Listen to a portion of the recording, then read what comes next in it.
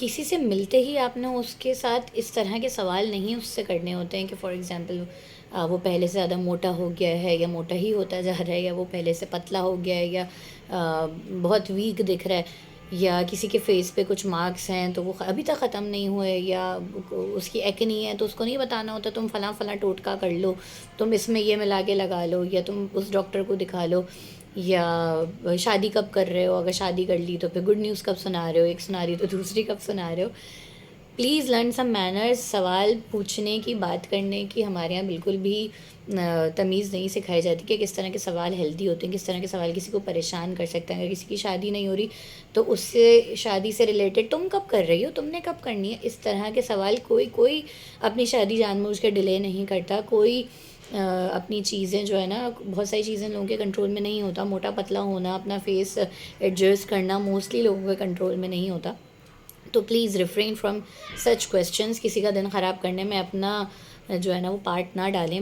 और for example किसी का रिज़ल्ट आया तो आपने ज़रूरी उससे पूछना है कि भाई क्या आया तुम्हारा रिज़ल्ट में। अगर अच्छा आया होगा तो वो बेचारा बता देगा, और अगर नहीं अच्छा आया है तो आप क्यों उसकी दुखती रग पे बार बार हाथ रख के, मतलब आपका क्यों मज़ा आ रहा है। हमारे यहाँ बातें कम की जाती हैं, मज़े ज़्यादा लिए जाते हैं। अच्छा, अगर आपको पता है कि एक रिज़ल्ट आने का हमारे यहाँ एक सीज़न चलता है कि जिसमें 9 then matric and first year second year के रिजल्ट्स अनाउंस हो रहे हैं, तो आपने हर स्टूडेंट वाली एज के बच्चे से आपने ये पूछना है कि अच्छा तुम्हारा रिज़ल्ट कैसा आया।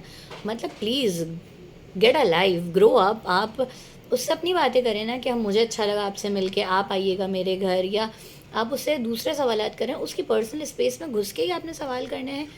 हमारे यहाँ ये वाली तमीज़ बिल्कुल ख़त्म होती जा रही है, शायद कभी थी ही नहीं, कि आपको सामने वाले से कितनी बात करनी है, आपकी बाउंड्रीज़ क्या हैं कॉन्वर्जेसन की, आपको किन बाउंड्रीज़ को क्रॉस नहीं करना है।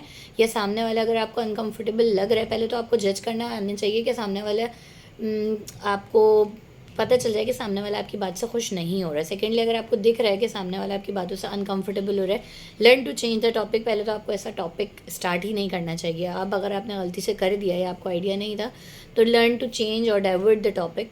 क्योंकि हमारे यहाँ मेंटल हेल्थ की और हर बंदा अपने अंदर कितनी जंग लड़ रहा है, और हर बंदे का दिन किस किस वजह से ख़राब हो सकता है, इस बारे में बिल्कुल भी नहीं बात की जाती। तो हम बात करेंगे आज, और आज से इस तरह के टॉपिक्स पे कि जो हमारी सोसाइटी में बिल्कुल जो जो जिनकी कोई इम्पोर्टेंस ही नहीं है, बट स्टिल एक ह्यूमन लाइफ में और एक ह्यूमन माइंड में उनकी बहुत इंपॉर्टेंस होती है।